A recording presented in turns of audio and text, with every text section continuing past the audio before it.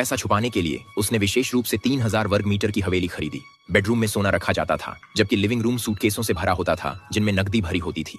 हर बार जब उसकी पत्नी जूते ढूंढती तो उसे आधा दिन लग जाता, क्योंकि सभी जूते के डिब्बे पैसे से भरे होते थे। हर दिन जिमी घर पर ढेर सारे बैंक नोट्स लाता था।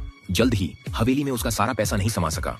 अलमारी से बाहर गिरती नकदी ने उसे लगभग कुचल ही दिया, इसलिए उसने और पैसा छुपाने के लिए एक अस्तबल बनाया। लेकिन यह अभी भी पर्याप्त नहीं था। हर रात जिमी आंगन में गड्ढे खोदकर पैसे गाड़ता था, लेकिन पूरी रात की मेहनत के बाद जिमी ने केवल वही पैसा खोदा जो उसने पिछली बार गाड़ा था।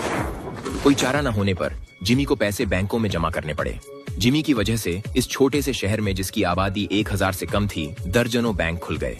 बैंकों ने यहाँ तक कि अपनी तिजोरियां खाली कर दी ताकि जिमी की सेवा कर सकें। इसी तरह जिमी ने प्रत्येक बैंक में अरबों डॉलर जमा किए। अगला कदम था इस सारी नकदी को सफेद करना। इसके लिए जिमी ने कई शेल कंपनियां स्थापित की और बेघर लोगों और वरिष्ठ नागरिकों को सीईओ के रूप में नियुक्त किया। हालांकि मनी लॉन्ड्रिंग की गति अभी भी उस दर से मेल नहीं खा सकी जिस दर से वह धन जमा कर रहा था। हालांकि हर कोई जानता था कि जिम की दौलत गंदा पैसा थी। कोई पुलिस उसे गिरफ्तार करने की हिम्मत नहीं कर सका। इसके बजाय CIA और DA ने उससे मदद मांगी। जिमी मूल रूप से सिर्फ एक साधारण पायलट था। उसकी तनख्वाह इतनी ज्यादा नहीं थी, बस गुजारा करने लायक थी। इसलिए जिमी अक्सर अपनी स्थिति का फायदा उठाकर कुछ सिगरेट की तस्करी करता और थोड़ा अतिरिक्त पैसा कमाता।